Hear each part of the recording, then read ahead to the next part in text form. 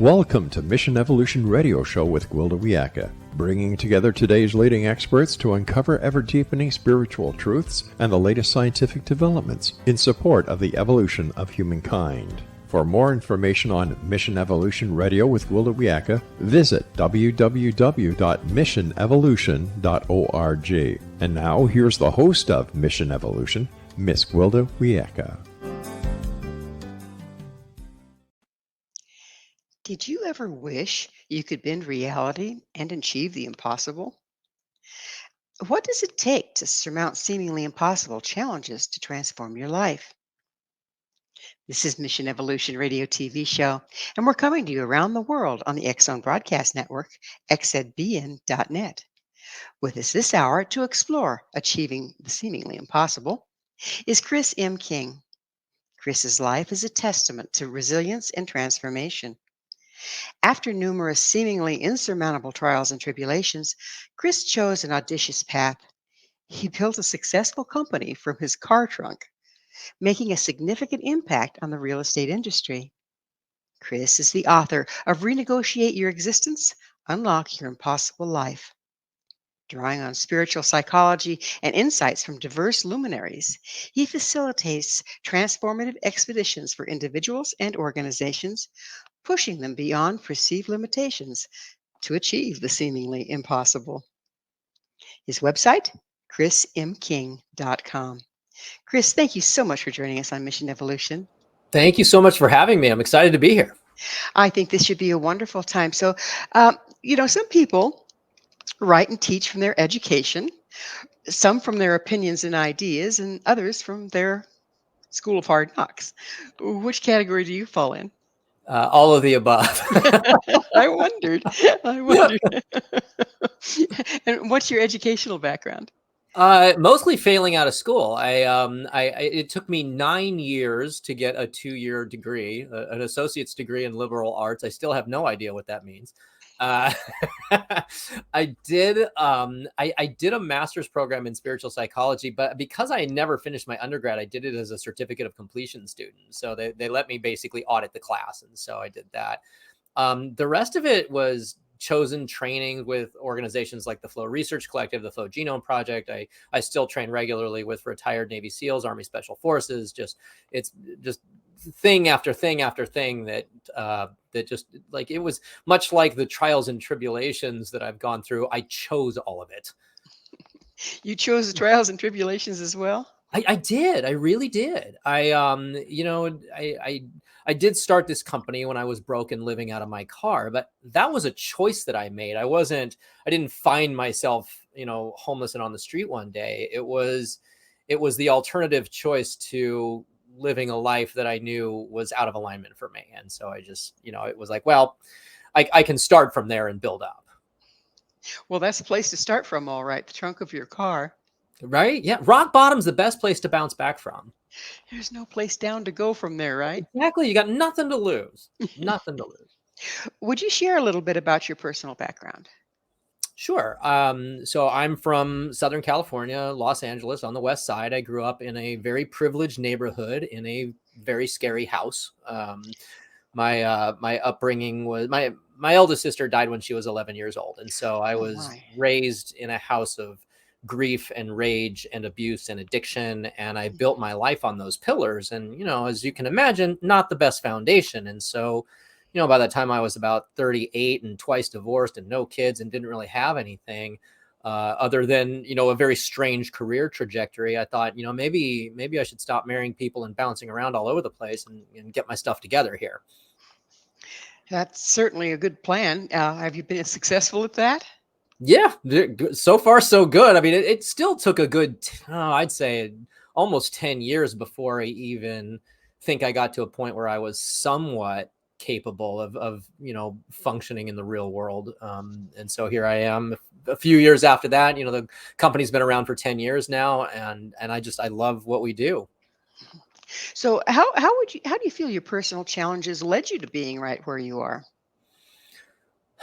Well, all of it was, there's so many lessons right? And so much of what I had to do, I now teach and train, like taking full responsibility, for example, while, I can look at my childhood and say that a lot of the things that happened were not my quote unquote fault.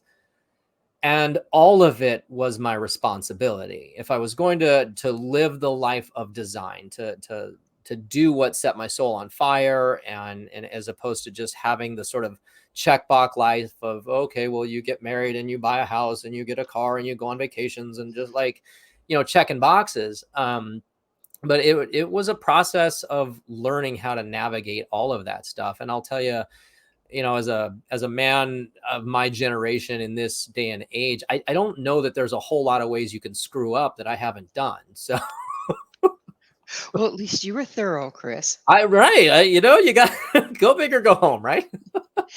Um, I love something that you just mentioned, and that's Hmm. taking responsibility. It sounds simple enough, but it's a very deep concept, really, isn't it? Think of responsibility as a hyphenated word, right? Response hyphen ability, your ability to respond. Taking full responsibility means not for everything in your life. And it's not about blame. Okay. This is not blame and fault. Blame, fault involves victim consciousness and all that. And nothing good comes from that. You can't create from that space. Responsibility is ownership. When I take ownership of something, only then can I affect it. Right. Just like a something you might buy, like a phone, if you don't have ownership of that phone, you have no ability or right to affect it. The second you accept responsibility, the second you take ownership of it, now it's yours and you can do something with it. And life is like that. And it seems like it's overlooked, or even the concept of responsibility is skewed. It's like you're responsible for this, you bad person, Mhm. versus taking charge. Yeah. What prompts that shift from seeing responsibility as something negative to empowering? It's very experiential. It's the difference between health food and junk food. Okay. So if I eat nothing but junk food all day, like in the moment that I'm eating it, it's a lot of fun, right? But long term, it doesn't feel good. My body is just like, this is not great. Responsibility and fault kind of work the same way as the health food and the junk food. When we offload responsibility, when we assess fault, when we blame, that's the junk food. Feels really good in the moment. But long term, not so much. When we take responsibility, that's the health food. Maybe it's not as fun and sexy in the moment. Maybe I have to apologize. Maybe there's a little bit of shame or something like that. And it feels so much better long term. And it's just amazing, isn't it? What difference that small thing can make. And we're going to get into a lot more things that make a difference, I'm hoping here. Um, you mentioned something, life of design. What do you mean by that? But Brene Brown frames this really well. She says, you create by default or you create by design, but you are always creating. And when we look through the lens of just, basic neurobiology, you're going to have like 70,000 thoughts today or something. You're going to make 38,000 decisions, the overwhelming majority of which, we're going to be completely unconscious of. And so this is life on default. We just create and recreate completely subconsciously. Well, if we bring conscious awareness to what we're doing and what we're experiencing, and we take full responsibility for everything, well, now we can create by design. So if we're planning on creating by design, does it take a certain amount of introspection to discern where we're doing it by a knee-jerk reaction? I think it's very statue of David here. It's not so much what we have to do; it's more what we have to stop doing. Right. The Okay. story of the statue of David. Michelangelo said, "I didn't create David. I just had to remove all the stuff that wasn't him."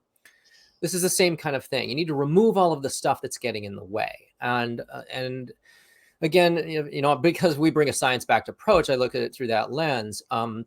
Basic neuroscience: feelings drive actions, and actions produce results. And so the feelings that create the action of offloading responsibility, typically fear and shame, right? If we can work with the fear and shame and settle that, then the barrier to responsibility is gone. Does guilt fit in there, Chris? Guilt's a little different in my framework. I think there's a difference between guilt and shame. Guilt is, and I think this is actually another Brene Brown thing. But guilt is I've done bad. Shame is I am bad. And those Okay. are very different constructs. And the thing about guilt, I think guilt has a social function. Like it keeps me from being a jackass at least too much most of the time. Shame, however, I don't think has any function whatsoever. I don't think it serves in any way, shape, or form. It certainly devastates a person, doesn't it? It's so destructive. Shame is like alcohol. There's just no benefit to it. So we're just about out of time in this segment, but a lot of our parenting practices, religious practices, control by guilt. Does that different from the guilt that you were just speaking about? Yes, because it's coming from an external source and you're being told something. Like it's a directive that is not yours, and it's got to come from inside. So being imposed on you versus feeling, oh, that wasn't quite right. Yeah. Yeah. Like people say that, oh, you're shaming me. Nobody can actually shame you. Your feelings come from you. Like those are all choices you get to make. And the buck stops here, doesn't it? Exactly. Yeah. Well, it is that wonderful magic moment when we get to take a station break. Chris and I will return very shortly, so don't you go away. This is Mission Evolution, www.missionevolution.org, and we're coming to you on the Exxon Broadcast Network, xzbn.net.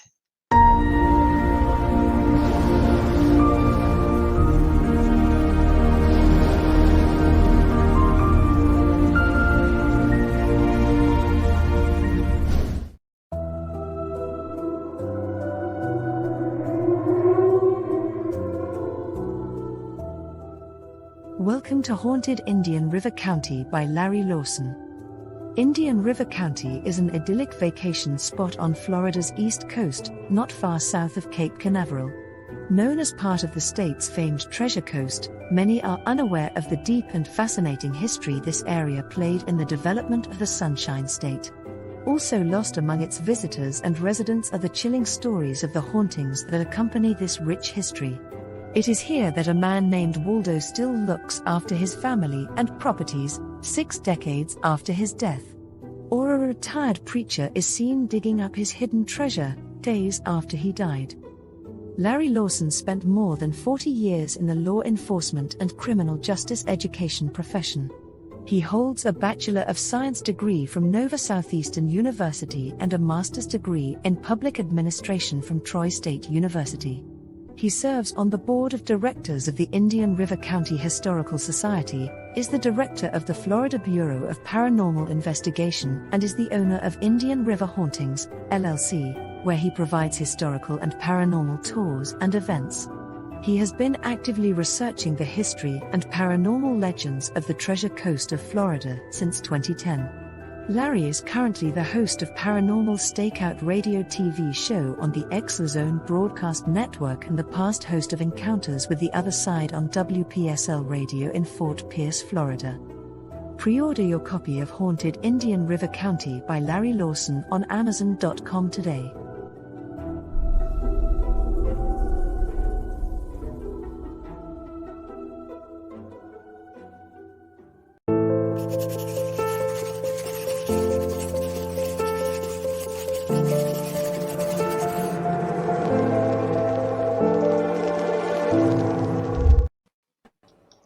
When the going gets tough, how do the tough keep going?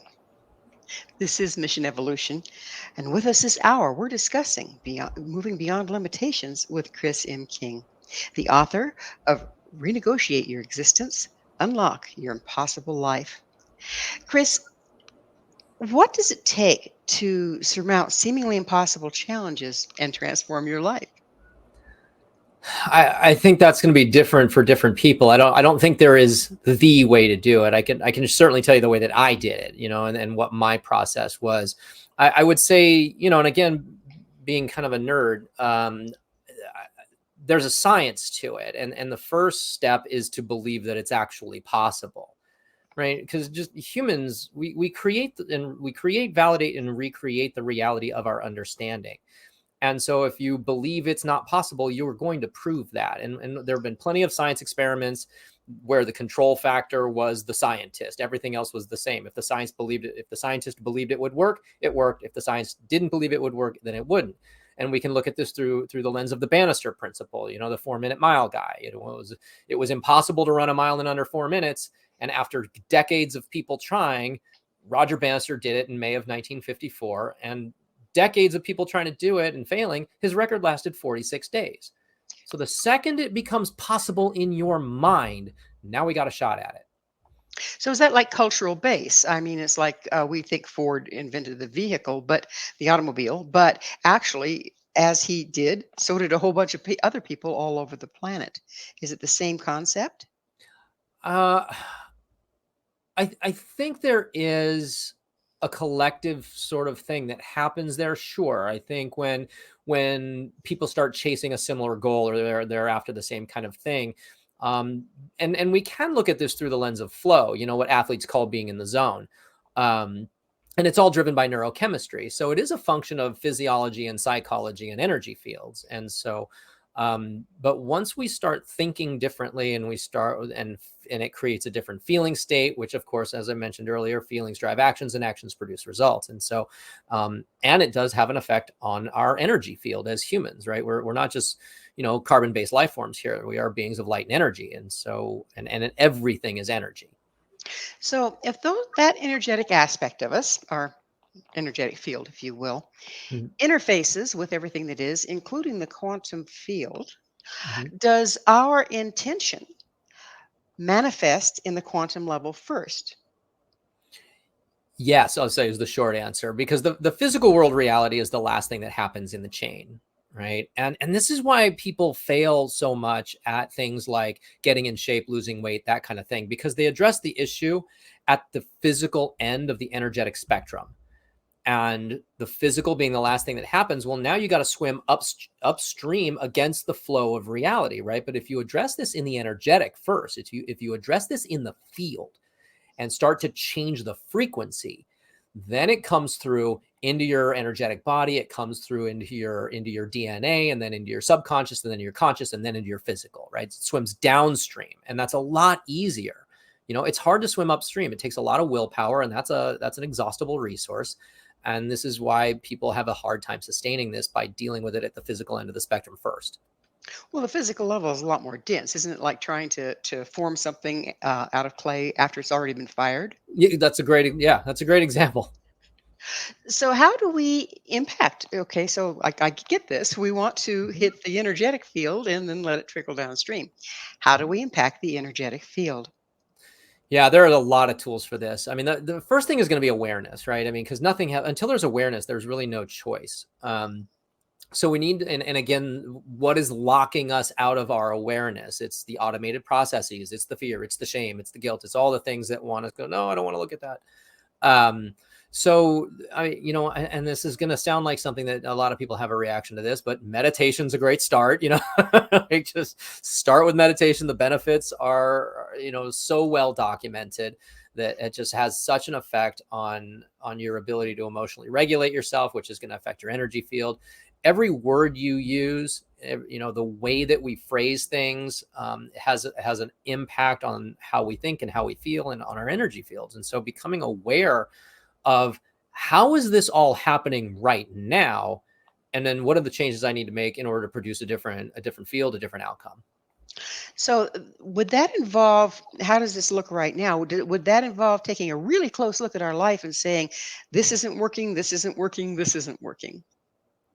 Yes, and that's the first step, is to understand that your outer reality is a reflection of your inner experience, and you got to get out of how much you don't like it or how much it sucks, right? Because if I'm in, oh, this sucks, I don't like it, well, you don't have to like something to make it work for you. That's the first thing. The other thing is, there's nothing, just Hamlet, right? Act 2, for nothing is either good nor bad, thinking makes it so. If I like it, it's good. If I don't like it, it's bad. And people don't want to look at the bad. They don't like that experience. And again, there can be shame or fear or anger or whatever. But if we can look at look at your outer reality and say, this is informing me of where I am on the map. That's all it is. This is data points. You're not in the house you want to live in. Okay, that's a data point, right? What is the house you're in? What is the one you want to be in? What's the delta between those things? How did I get to the house I'm in? How do I get to the house I want to be in, right? Because again, you, the individual, is the sole creator of their reality. Do people, it sounds like to do this, you need to know what you want in the first place. And it seems to me like most people are just creating solutions to assumed problems versus what they really, really want. How do we find what we really want? Isn't that kind of the first place to start? Yeah, that's yes. I mean that is definitely the first place. Is what is it you really want, and understanding, is this an egoic desire or is this like a soul-centered kind of thing? When I went after my radio career, there was no ego in there. It was being on the air was an autotelic experience. Like I would do it just for doing it. It had so much juice. There was nothing in the world like potting up that mic, being live on the air, having no idea what callers were going to say and going back and forth. Like and there was so much juice in that. I certainly didn't for the money, because radio just did not pay well back then, and I can't imagine it does now. But it sounds really kind of campy because we've heard it so many times before. But don't do it for the money, kind of thing. If you do it for something deeper, the money will come. And so, getting connected to the thing you really want, to the thing that soul-centered, heart-centered, deep desire. That's where it has to start. And if you don't know what that is, well, there's all kinds of tools and processes to figure that out. And I would wager to guess few of us really do know what that is, because haven't we been programmed to want, by media and everything else, haven't we been programmed to want what'll give the system the most money? Well, here's the way to figure it out. A way to figure it out. And it's one of my top tools that I use for this kind of thing. If when somebody says I don't know, it's like, okay, I don't know is typically a strategy because the ego is too damn scared to go after it. So the tools say, okay, I am going to bind myself from doing anything with what I'm about to find out. I'm not allowed to make any changes. I'm not allowed to take action. I'm not allowed to do anything. I am just creating a container of safety, and I am prohibited from doing anything with the information. Now, what do I really want? If your mind is quiet and you have that container of safety, you'll hear the answer like that. And it may not make sense. Like, you may not understand. Like, what? Like but if you allow that, I did this with a client actually, and she had built up her business over 20 years. And she's like, I don't know what I want to do. Do I want to keep going and growing and scaling, or do I want to do something else? And we did that exercise. I said, okay, I am binding you. You are bound from doing anything. What do you want? Her whole body dropped. She just, I don't want to do this anymore. Like, there it is, right? Good. Now we know what road we're on. There's a thing that I've heard called the yabbits. Okay. And it's when we're looking for what we want, we'll go, I would really like to. Yeah, but I can't do that because I've got to do this. Because, how do you get beyond the yabbits? Yeah, I had that many times in my life. The yeah buts are true, right? When I decided I wanted to be an NCAA ice hockey player, there were a ton of reasons why I couldn't do it. And all of them were true, right? I was 21 years old. I was failing out of my junior college, and I had never skated before. But I wanted to be a hockey player, an NCAA ice hockey player, right? And it's like, well, but you've never skated before, but these guys have been skating since they were 5 years old, but you're older than them. But like, all of the things were true.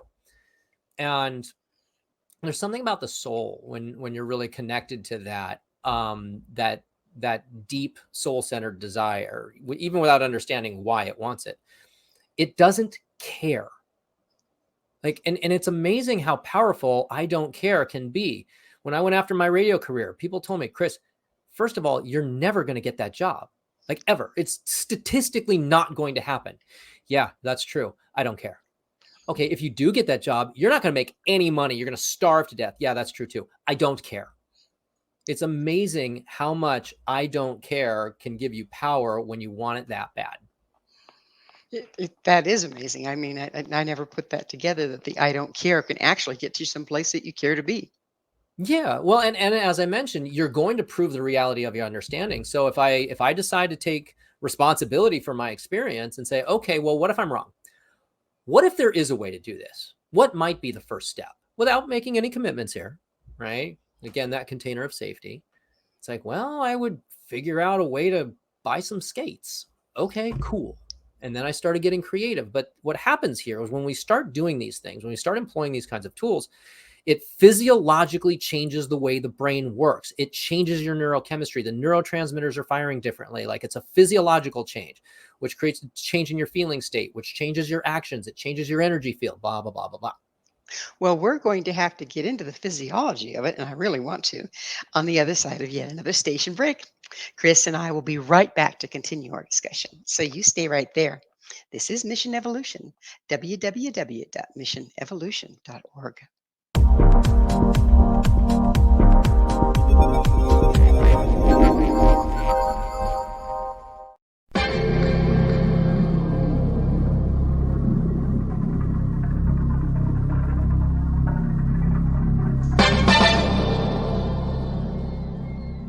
Are you ready to dive into the mysteries of the unknown? Tune into the electrifying X Zone radio TV show hosted by the one and only Rob McConnell. I'm Rob McConnell, and get ready for a mind-bending journey through the unexplained phenomenon that surrounds us all. From UFO encounters to cryptids, ghosts, and everything in between, we've got it covered here in the X Zone.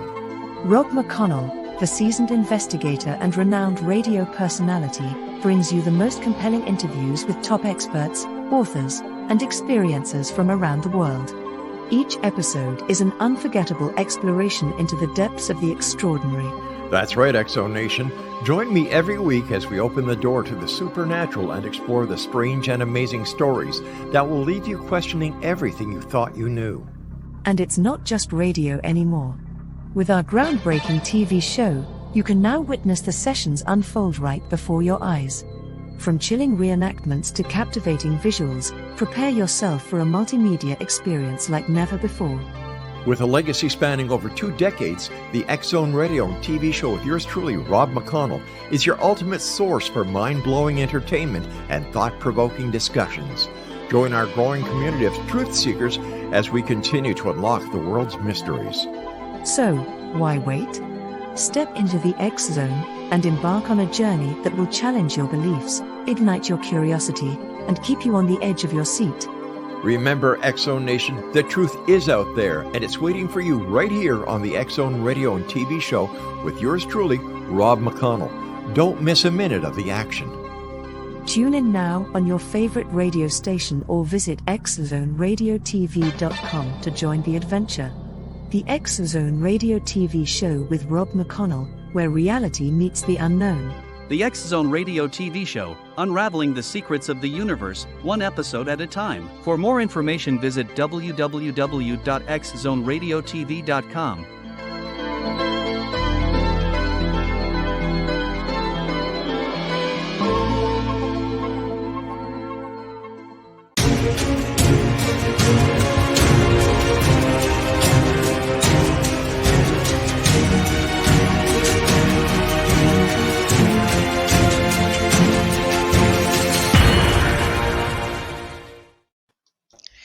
Are you creating your own roadblocks to success? This is Mission Evolution, missionevolution.org. With us discussing the challenges we create is Chris M. King. His website, chrismking.com. Chris, we were talking about physiology here. What is exactly the physiology of manifestation? Well, that's a little tricky. It's the way I look at this is it's sort of like the lock on a door. Inside the lock, there's what we call tumblers. And only when the tumblers are perfectly aligned can the lock be turned and the door open. And what you want, whatever you want to manifest, whatever you want to create, whatever you want to experience is on the other side of this door. And you need those tumblers to be aligned for you to get it. And so those tumblers are, number one, it's going to be like your energy field. You know, are you, and I'm just going to get really woo here for a second. Am I vibrating within the bandwidth of the frequency of the thing that I want? So kind of like a resonance. Yeah, exactly. Is because if you're at, just like a radio station, if I'm at 95.5 and you want to hear 106.7, well, there's a disconnect here. You're not going to get that station, right? So the thing you want is at a certain frequency, and are you living in that frequency? This is kind of why they say dress for the job you want, not the job you have, because what you're wearing will have an effect on your feeling state and your frequency and your neurochemistry and blah, blah, blah, all the things, right? And those are the other things, right? So there's the energetic alignment. There's your thoughts, your feelings, your actions, like those are all the tumblers. And the trickiest one is your belief system, right? Everybody has an operating system in their head, and every individual is the sole architect of that system. And that system was written and coded by the time the individual was about 6 years old. And that becomes their rules of life. And this is why we can't explain somebody else's actions through our set of logic, through our belief system, because they're dealing with a different thing. So I said, don't assign your logic to my behavior, because there's a good chance you're going to be wrong, because I'm dealing with a different set of rules. So, and of course, because the belief system was written by the time we were 6, and we have practiced it and validated it and revalidated it for the last however many years you've been alive, it's really tricky to make the unconscious conscious, so we can shift into a different reality, have a different experience on the planet. I'd like to throw another element in here, just for fun. Okay. How much of this predisposition to buying into a particular reality is passed on to us before we're ever born through our DNA? Yeah, I mean, there's some interesting intergenerational family patterns. And I think that probably has to do with frequency as well. I think that we're probably born of similar frequencies, that parents and genealogy and what have you. And it does boil down to the individual. It's like, look, it's we've said 10% of life is what happens. 90% is how you deal with it, how you relate to it, right? And what one of my teachers said is, how you relate to the issue is the issue. And so it is a function of that alignment. So I could sit here and say, oh, it's because my dad, or it's because my mom, or because my grandparents, or because my family history, or because I'm Italian, or whatever thing you want to throw in there. But ultimately, anything we do that offloads our responsibility, that tells us here's the justification, or the reason for something. Even with clients, I tell them, I say, I sound terribly insensitive sometimes. And I kind of joke. I say, look, it's not that I don't care about, what happened in your childhood. Actually, that's exactly what it is. I don't care. Like, I don't care what happened in your childhood, because, even if like, well, why am I like this? I don't care, because I'm going to deal with it the same way. The fact is, you are like this. And is it aligned or misaligned with where we need to go? I'm going to treat it. If you want to spend the time and dig around your childhood and figure it out, we can certainly do that, but we can move a lot faster if we don't have to get stuck in that. And because the brain doesn't really understand what's happening, it only understands what we tell it. The more we live in the past, the more we vibrate in that frequency, we just recreate that reality. It's like, no, we're going to get out of the past. We're going to get our heads moving forward. So, and if nothing else, it's a function of speed. Success loves speed. Keep on moving, right? Right, just go, right? Like, if we get stuck in the past, I mean, people create an identity sometimes around working on their issues. People have been in therapy for decades, been in therapy for 5 years. I'm like, still, really? Like, I don't get it. Like, you should be done by now. Like Carolyn Me said, you're still working 40 years later on something that was a 10-minute event in your life? Yeah, What's wrong with this picture?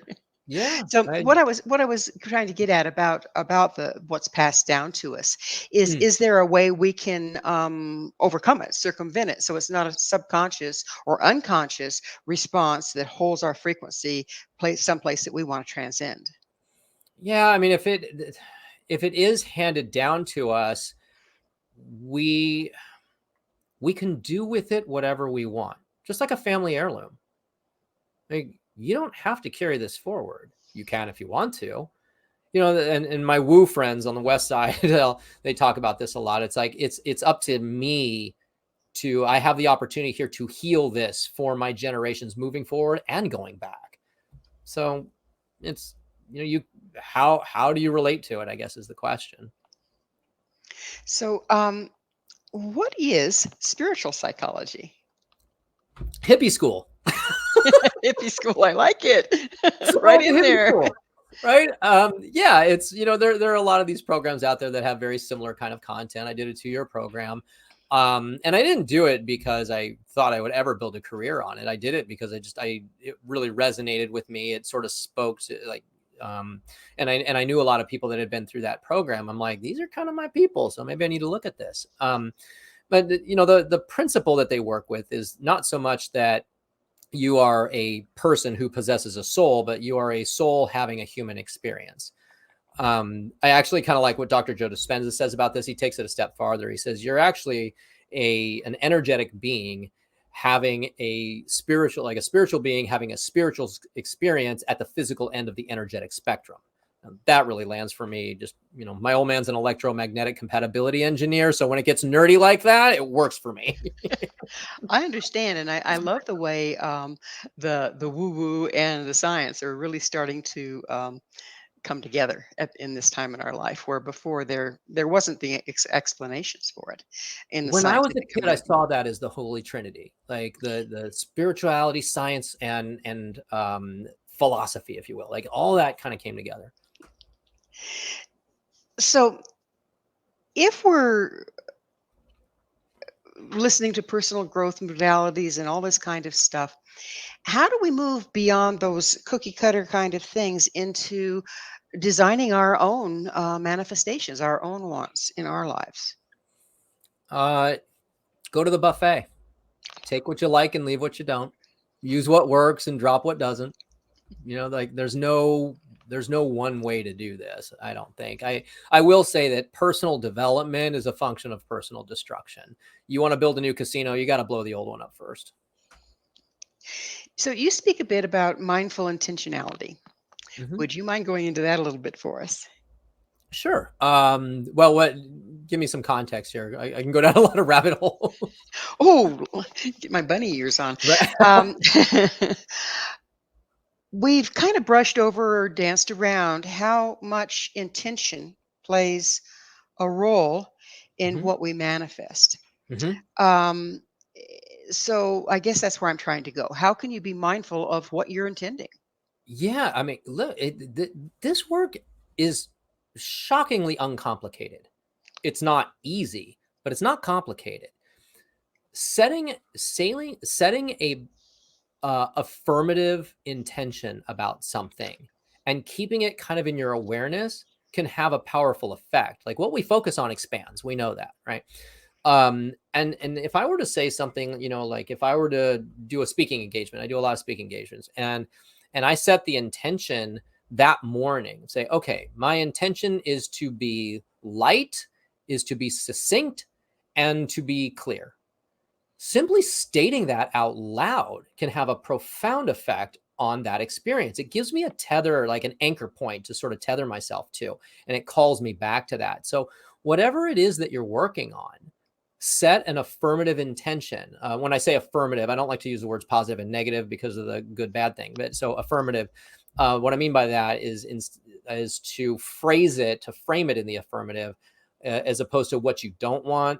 Like if I'm playing golf and say, okay, don't hit it in the water, don't hit it in the water. I'm probably going There to it hit it in the goes, right water, in the right? water. Right. Or I'm going to because all my energy's on the water, right? The brain doesn't process the negative. Energy doesn't work that way. So it's like, okay, hit it in the fairway, hit it in the fairway. What's the affirmative intention?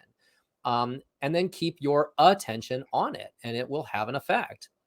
Even in terms of physical world reality, at the subatomic level, looking at an object has a physical effect on that object. We can measure it. So, Seriously. yeah, Is it yeah, like the observer effect that we hear so much about? right, Well, they are observing, right? right. Do you find that kind of keeping track of what you've intended, consciously intended, and then seeing how it goes for you and checking back with what you intended to go, oh, that's where that fell in there. Do you Yeah, find that is useful? I think so. Working or not working, right? Kind of do some analysis on, well, I've done this and this hasn't been working. So, okay, do something else, right? We're about out of time in this segment, but I want to open up a big topic here. It's like sometimes we say, I want such and such. I really want this. But we don't understand what we have to let go of or change or face in order to manifest it. Mhm. Is there a way to, and we'll have to look at this on the other side of the commercial break, but we're looking for ways to set aside the things that we don't want to have without focusing on them and incorporate it into our intention. Mm. Does that work for where we're opening up on the next side? Love it. All right. This, please stay with us as Chris and I continue to explore manifesting the seemingly impossible. This is Mission Evolution, www.missionevolution.org. Stay right there. We will be back.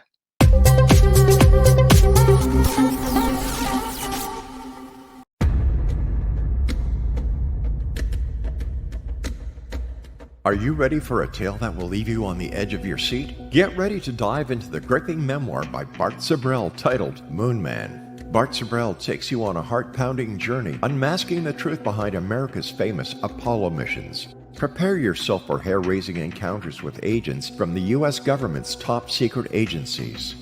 In Moon Man, Sibrel fearlessly reveals his real-life espionage adventures, shining a light on one of the CIA's best-kept secrets. Brace yourself for shocking revelations, including Sibrel's discovery of privately recorded audio exposing an Apollo astronaut's chilling plot, a plot orchestrated by the CIA. That's right. As Sibrel unveils this groundbreaking evidence, it becomes clear that there is much more to the Apollo missions than meets the eye. Could it be that we've been deceived all along? Moon Man is a gripping page-turner that challenges everything you thought you knew. It's a mind-bending journey into the unknown, where the line between truth and fiction becomes blurred. Don't miss this opportunity to uncover the secrets hidden for decades. Let your curiosity guide you as you join Bart Sibrel on his quest to find the truth. Moon Man, available now at Sibrel.com. That's Sibrel.com. Prepare to have your beliefs shaken to the very core.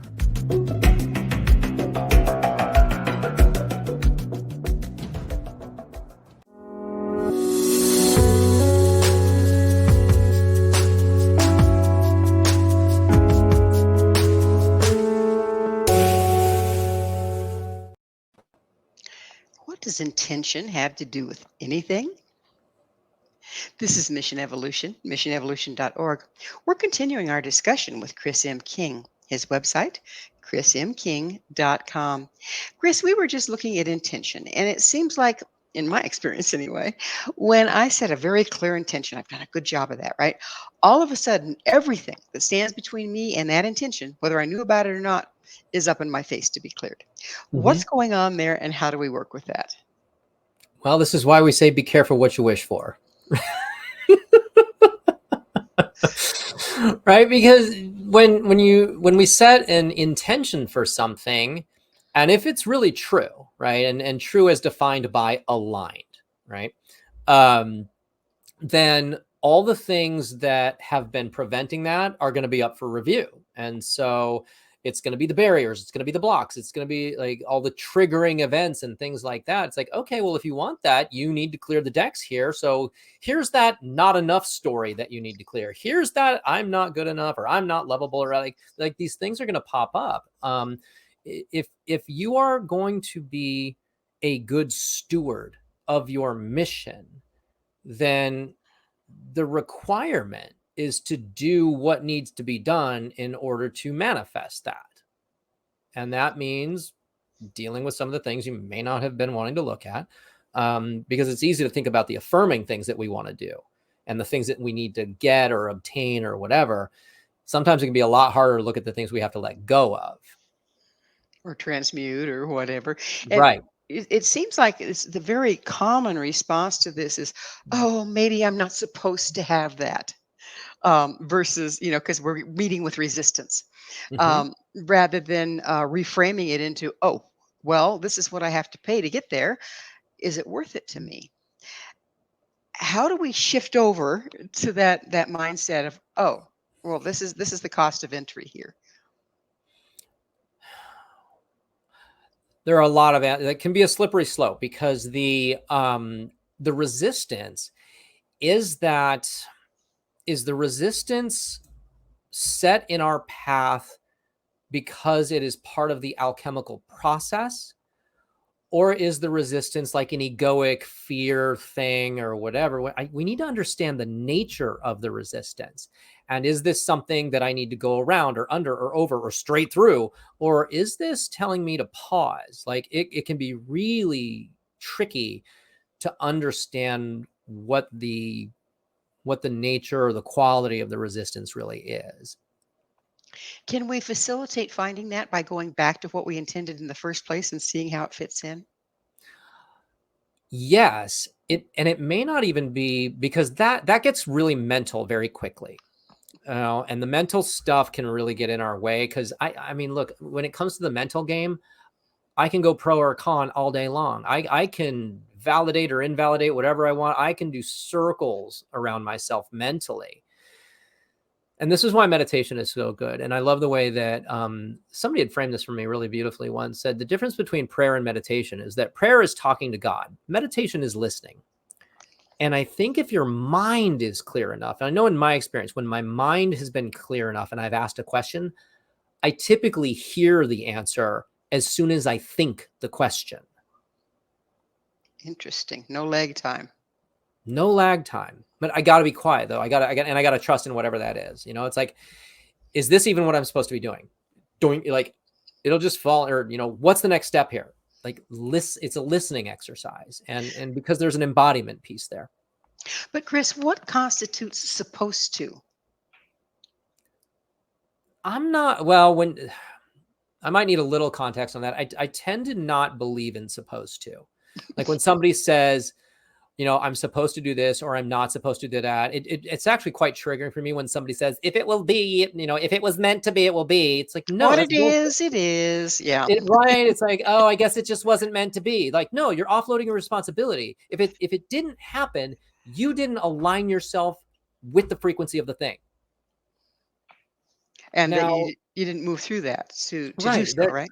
Right. Now, there's also the full investment with zero attachment angle.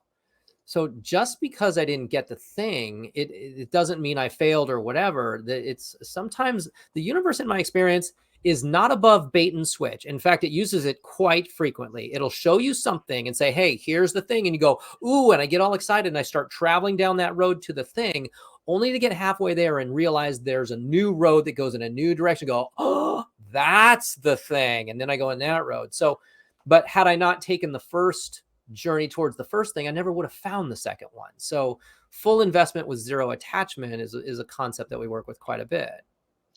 So when we look at reality, and of course everybody has their own concept of it, but if we look at the larger reality, we're all in this soup. And people talk about destiny and predestined.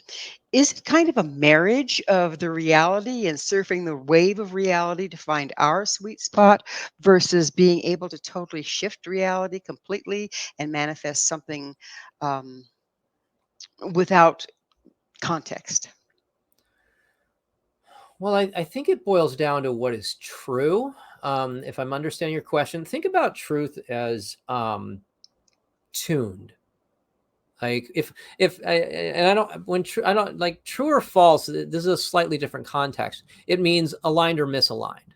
When I say true, I mean correct, right. I don't mean moral. I don't mean accurate in terms of data point. I mean aligned. If I take my mountain bike into a shop and I tell him to true the wheel, it means like there's a wobble in the wheel. I need you to align it. I need it to be straight. And it's like a piano being in tune or something like that, or a guitar. The E string is E. There's no debating it. It's true. It's in tune. And your human system can tune into that resonant frequency, right? The truth is a frequency. My truth and the truth are not the same thing. My truth is all about my opinions and preferences. The truth is that frequency that's not debatable. And that's what I'm tuning to. And I love what Jordan Peterson says about truth. He says, whatever happens to telling the truth or living in alignment with the truth is the best thing that could possibly happen. It kind of plays into a whole truth, doesn't it? Yeah. This time in the show when I get to ask you, Chris, what's your mission? That's a powerful question and very timely. my oldest friend that I have known since we were 13 died about 3 months ago. I'm sorry. And it created, no, it's fine. Thank you. It created a moment, actually, and when I say moment, I mean a couple of months of real pause and reflection, and just thinking about my relationships, thinking about, my company. And I'm like, and I recognized that there was in the nonprofit world, we would call it mission drift. It's like, what am I doing? Like, what? Okay, I built this thing and it's moving in this direction. It's like, where am I going again? And so there's been this really interesting kind of rethinking, reimagining, and reconnecting with that, and I think what I'm coming to now is that the mission of this organization is much bigger than I originally thought. It's about twice the size of what I thought. I went, oh, there's a whole other piece here. And so now I've been kind of noodling on that, and we'll see where it takes us, but I'm really excited about it. That's the other piece is we might have a direction that we're going, like you did, and then interstage left something we unexpected, like COVID-19. Okay. And then it shakes up. Does it shake up the tune, the true, the alignment? I